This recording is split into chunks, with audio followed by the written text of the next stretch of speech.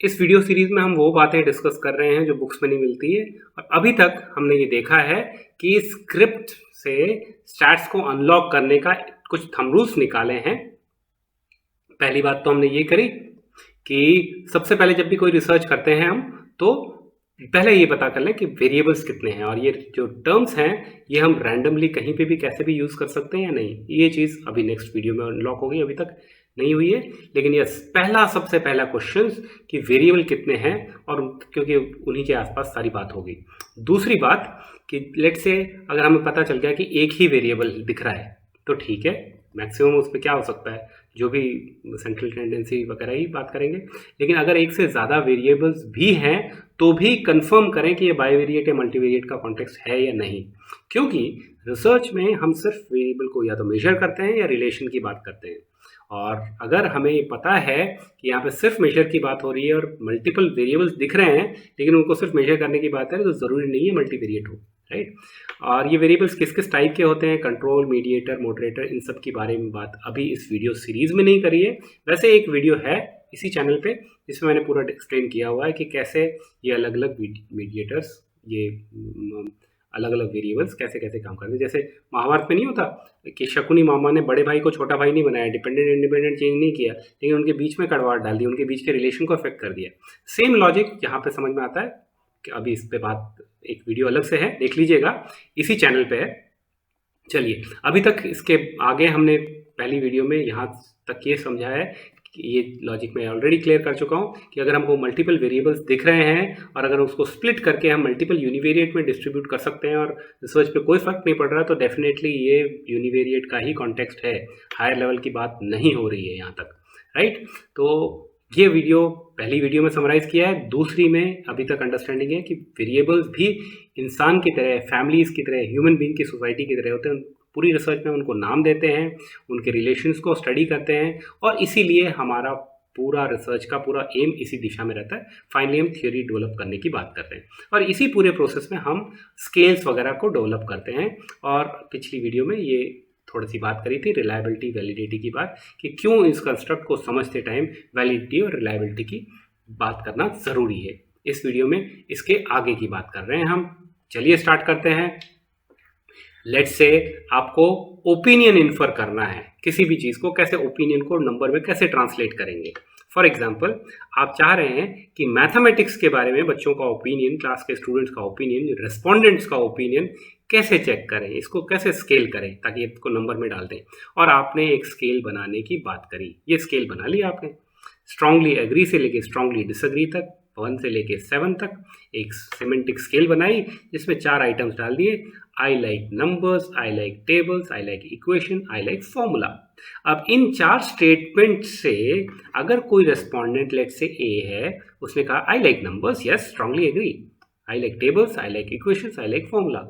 आपने maths calculate करी और आपने देख लिया कि पूरी स्पेक्ट्रम में जो टोटल एग्रीमेंट वाले एक्सट्रीम है और टोटल डिसएग्रीमेंट वाले एक्सट्रीम है, इसके बीच में ही सारे रेस्पोंडेंट्स होंगे। और मैं इस ओपिनियन वाले पार्ट को मैं नंबर्स में ट्रांसलेट करके इसको स्केल कर सकता हूँ। वेरी गुड, बहुत अच्छी बात है। एक चैलेंज आ जाता है कि ये गैप्स इक्वल है या अनइक्वल है, ये बात कैसे समझेंगे, कैसे समझेंगे कि इसके अंदर की बीच की नुआंसेस को आप अपनी रिसर्च के थ्रू पकड़ के लेके आएँ। थोड़ा समझ में नहीं आ रहा, मेरे को भी नहीं आ रहा, कैसे समझाएं। एक और एग्जांपल लेते हैं। लेट्स से यही ऐसी ही स्केल डेवलप करनी है, ऐसे ही कोड्स डेवलप करने हैं, खूब सारे डेवलप करने हैं, right. 4 statement daily 5 statement, that is not a matter. पर पॉइंट ये है कि आप मैथमेटिक्स की जगह इस बार आप स्टडी करना चाहते हैं कि रेस्पोंडेंट्स का sexual harassment related awareness level क्या है, रेस्पोंडेंट्स का sexual harassment related awareness level कैसा है। और जो रेस्पोंडेंट्स होंगे अलग अलग टाइप के हो सकते हैं, हो सकता है कोई लेमैन हो जिसने कोई सेक्सुअल हैरेसमेंट के बारे में बात सुनी ही नहीं है, रेस्पोंडेंट कोई दूसरा है जिसने गूगल पे सर्च किया, थोड़ा बहुत आइडिया है उसको। रेस्पोंडेंट सी ऐसा है जो जानता है या जानती है एक पर्सन को who actually underwent sexual harassment, and respondent D is one person who actually underwent sexual harassment, and respondent E is a person who is a lawyer who fights cases related to sexual harassment, और उसका खूब expertise है, लेकिन वो बहुत humble आदमी है। वो अपनी स्केल में जब आप स्केल देते हो उसको, आप क्वेश्चन पूछते हो, वो तो हम्बल आदमी है, वो तो बोल देता है कि नहीं मैं तो I am still learning, I think I am I am very much still lacking knowledge related to sexual harassment. तो और जो रेस्पोंडेंट ए है, जो लेमैन है, जिसने कुछ नहीं पढ़ा, कभी सुना नहीं, कभी वो नहीं, वो बोलता है हाँ भैया मेरे को तो सब ज्ञान है पूरा, एकदम स्ट्रांगली एग्री है, स्ट्रांगली डिसएग्री। अब आपकी स्केल इतनी रिफाइंड होनी चाहिए, वैलिड और रिलायबिलिटी की बात यहीं पे इंपॉर्टेंट हो जाती है कि कैसे समझे कि इन सब चीज़ों के बीच के धोखे को वो हटा के अच्छी तरीके से उस चीज़ की साइंटिफिक लॉजिक और उसका इंसाइट्स लेके आए। इसीलिए हम मेथोडोलॉजी की बात करते हैं। स्केल बनाने का मेथड हमको पता है, लेकिन मेथोडोलॉजी क्या है वो, that is the beauty of research, right.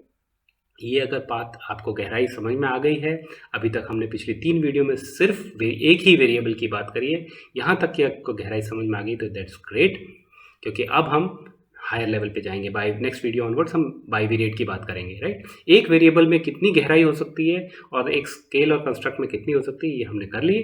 अब हम देखते हैं रेस्पोंडेंट से डेटा जो कलेक्ट करने का है ना, पूरे वर्ल्ड में कुछ लिमिटेड तरीके ही हैं। रेस्पोंडेंट से जो डेटा कलेक्ट कर रहे हैं वो जो भी, लेट्स से हम क्वेश्चन के फॉर्म में डेवलप कर रहे हैं, तो क्वेश्चंस के फॉर्म में इन्हीं क्वेश्चंस के ऊपर हमारा इन्फ्रेंस डेवलप करेंगे और वही हमारी रिसर्च फाइंडिंग होगी। तो ये क्वेश्चंस या तो ओपन एंडेड हो सकते हैं या क्लोज एंडेड हो सकते हैं। ओपन एंडेड या close ended. Open ended questions जैसे क्वालिटेटिव क्वेश्चंस, जैसे ओपन एंडेड भी 2 क्लासिफिकेशन में, क्वालिटेटिव या क्वांटिटेटिव। क्वालिटेटिव वो जहाँ पे हम किसी से ओपिनियन मांग रहे हैं कि अपना मौसम के बारे में ज्ञान ओपिनियन बताइए, या अपना नई पॉलिसी के बारे में बताइए, नई बजट के बारे में बताइए, और रेस्पोंडेंट खुल के अपने पूरे पैराग्राफ में, पूरे लिमिटेड वर्ड्स या अनलिमिटेड वर्ड्स में अपनी फीलिंग्स एक्सप्रेस करता है। ये क्वालिटेटिव पार्ट। क्वांटिटेटिव, जहाँ पे हम क्वांटिटेटिव फिगर्स को, age, weight, total exports, annual income, इस टाइप के क्वांटिटेटिव फिगर्स की बात कर रहे हैं। तो ये ओपन एंडेड हो गए। क्लोज एंडेड में हम कॉन्टेक्स्ट को बांध रहे हैं, यहाँ पे रेस्पोंडेंट को ओपननेस नहीं है, राइट। हमने जितने पूछा, हमने एमसीक्यू टाइप के क्वेश्चन दिए और फाइनाइट नंबर ऑफ ऑप्शंस दिए। आपकी कार का कौन सा ब्रांड है, अब brand A, brand B, brand C, brand D, जो भी ब्रांड टिक करेगा उस हिसाब से हम अपने इन्फ्रेंसेस लेंगे। इसलिए हमको यहाँ इस टाइप के क्वेश्चंस बनाते टाइम ध्यान रखना है कि हम प्री इम्पोज्ड जो कंस्ट्रक्ट्स हैं, प्री इम्पोज थॉट्स हैं, हमारे रूडिमेंट्री थॉट हैं, वो नहीं डालें, लॉजिक डालें। लेट्स से मैं आपसे पूछूं, does your father know that you are a dishonest person, और आंसर यस और नो में हो, तो आप क्या बोलेंगे? Yes, your father know that you are a dishonest person, या no, my father does not know that I am a dishonest person. अब ये यस और नो का जो कॉन्टेक्स्ट है ना, आंसर यस में लिखो चाहे नो में लिखो, लेकिन जो क्वेश्चन है वो अपने आप में स्क्यूड है, क्योंकि क्वेश्चन अपने आप में टेढ़ा है, वो आपको प्री सपोज कर रहा है कि आप डिसऑनेस्ट हो, राइट। तो ये प्री सपोजिशन जब तक कि रिसर्च के अंदर आपको लिटरेचर के थ्रू पहले से वैलिडेट नहीं हुई है, तो इन चीज़ों को नहीं डाल सकते अनलेस कि इसकी रिक्वायरमेंट है, राइट। तो ये सारी चीज़ें यहीं पे आपकी आर्ट आती है। नेक्स्ट आता है स्केल, सिमेंटिक डिफरेंशियल स्केल जो हमने अभी बात करी है, और रैंकिंग। इसी टाइप 4 टाइप के क्लासिफिकेशन है, और इस तरीके से हम या तो फैक्ट्स कलेक्ट करते हैं, ये सारा तरीका है फैक्ट्स कलेक्ट करने का, ये सारा तरीका है ओपिनियन कलेक्ट करने का। इतना तरीके से हम, अनलेस कि कोई एक्सपेरिमेंट है, साइंटिफिक एक्सपेरिमेंट, ज़्यादातर सोशल साइंस की रिसर्च में हम इतने तरीकों से ही इनपुट्स लेते हैं, और वो फैक्ट्स जो एक्सपेरिमेंटल स्टडी वाले हैं वो भी क्वालिटेटिव स्टडी में आ जाते हैं, क्वालिटेटिव इनपुट में, राइट। तो अब हम इसको और फर्दर क्लासीफाई कर देते हैं कि ये जो तरीके हैं, अलग अलग तरीके रेस्पोंडेंट से डेटा लेने के, इनको further nominal, ordinal, ratio, interval, in classification में कर सकते हैं। रेशियो, ऑर्डिनल क्या है, इनको देखते हैं और वीडियो को क्लोज करते हैं। सबसे पहले नॉमिनल डेटा या नॉमिनल स्केल, जहाँ पे हम सिंबॉलिक रिप्रेजेंटेशन दे रहे हैं। इस डेटा में हमने अगर बॉय को 1 लिखा, गर्ल को 2 लिखा, न्यूट्रल जेंडर को 3 लिख दिया, तो 1, 2 और 3 सिंबल्स हैं, इनको प्लस माइनस नहीं कर सकते, 1 + 1 = 2 ऐसे नहीं कर सकते, राइट। ये सिंबॉलिक है, इसलिए हमें लिमिटेड इन्फरेंसेस मिलते हैं। ऑर्डिनल डेटा को हम ऑर्डर में अरेंज कर सकते हैं, जिस डेटा को हम ऑर्डर में अरेंज कर सकते हैं, जिस स्केल में हम ये यूज़ करते हैं, ऑर्डिनल स्केल है। Let's say A category is less than 200, B is 200 to 300, C is more than 300। इसमें एक लिमिटेशन है, हमको नहीं पता ए कैटेगरी में कोई फॉल है, which is falling something which is falling in A category which is less than 200, हमें नहीं पता वो 0.5 है, नेगेटिव है या 199 है, हमें कितना गैप है वो नहीं पता। बी कैटेगरी में कोई आइटम है, वो 200 से 299 के बीच में हो सकता है, लेकिन वो कितना बड़ा है कितना दूर है वो हमें नहीं पता। वो कैटेगरी वाइज हम एक क्लासीफाई कर रहे हैं, A B and C, right. तीसरा क्लासिफिकेशन है इंटरवल। यहाँ पे थोड़ा और डिटेल में हम जा रहे हैं। हमने इंटरवल डेटा यूज़ कर दिया और क्लासिफाइड इनपुट है, लेकिन let's say graduate, post graduate, PhD, हमें ये नहीं पता कि ग्रेजुएशन 3 साल की है, 4 साल की है, 5 साल की, अलग अलग डिग्रीज है, राइट। हम इक्वल है अनइक्वल है इसकी बात में नहीं, यहाँ पे थोड़ा सा ये कह सकते हैं इक्वल इंटरवल अनइक्वल इंटरवल, ये एस्पेक्ट आ जाता है यहाँ पे, राइट। और यहाँ पे यहाँ तक के जो डेटा है इसमें ज़ीरो आर्बिट्रेरी है, not absolute zero. Absence of phenomena zero which reflect absence of phenomena, ये साइंटिफिक इंटरप्रिटेशन में ज़्यादा यूज होता है। और वो लेवल आता है हमारा रेशियो स्केल पे। रेशियो स्केल में जो भी इनपुट है वहाँ पे एब्सोल्यूट ज़ीरो। इस टाइप के डेटा पे हम सारे ऑपरेशंस लगा सकते हैं, प्लस माइनस मल्टीप्लिकेशन डिवीजन सभी चीज़ें लगा सकते हैं। और ये बात हुई कंप्लीट हमारी इस वीडियो में। I hope we learn something.